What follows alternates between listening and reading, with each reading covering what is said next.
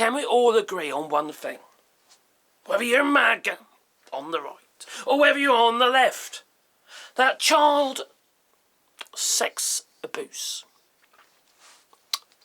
grooming young ladies on an island, on a private jet, in a hotel somewhere,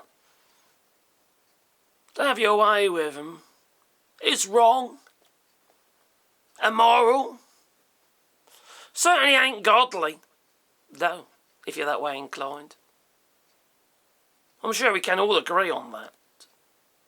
And one other thing we can all agree on is the fact that we all want to see the Jeffrey Epstein client list. In fact, we want to see all the files. We want to know who is involved. Who are the names on that list? You see, those with the money are the ones who are suppressing it. Even Peter Thiel has got history with Jeffrey Epstein. Since the Epstein Foundation is profiteering off investments they made in Peter Thiel. But still, Donald Trump doesn't want you to talk about it. He made that quite clear in his Truth Social post. So what, are we still talking about this? What's wrong, boys and girls, he goes. Or gals. I don't like it, he says. He says it's a hoax in his Truth Social post. He says that the Jeffrey Epstein files is a hoax, there's nothing in there, and now they don't exist.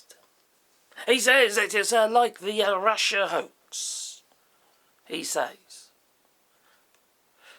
Ordering his MAGA following to cease and desist. But you see, the only thing he's achieved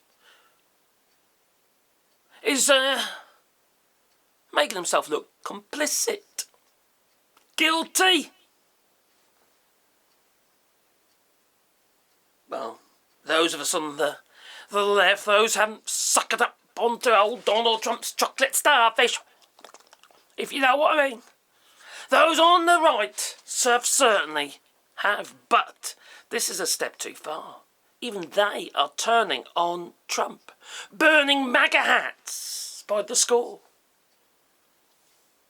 You see, because we can all agree that child sex abusers should be locked up after having their knackers crushed between a pair of feckin' bricks.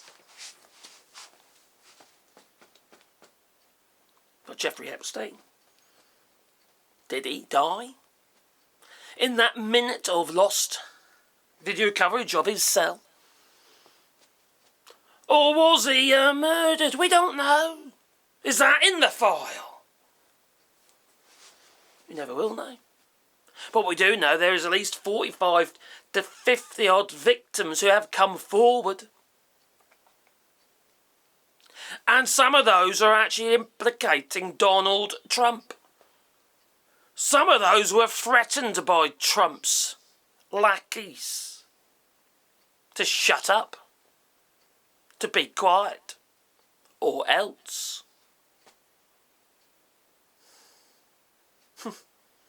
But you see, one thing I'm curious about is that there's a California, well, Roe Conner. He's introducing a request, I'm not sure what you actually call it, but it's like a demand. A demand to, which there'll be a vote, to release the files either, well, today or tomorrow he'll be doing that.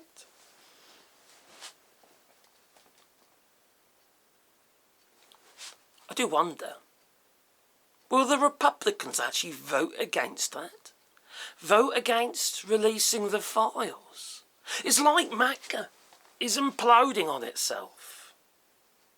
How can they not vote to release the files? To force the DOJ to release the files? How can they not? Anybody who goes against that also looks guilty. The whole thing is insane. You see Pam Bondi, Cash Patel, all them lot, and Bangino.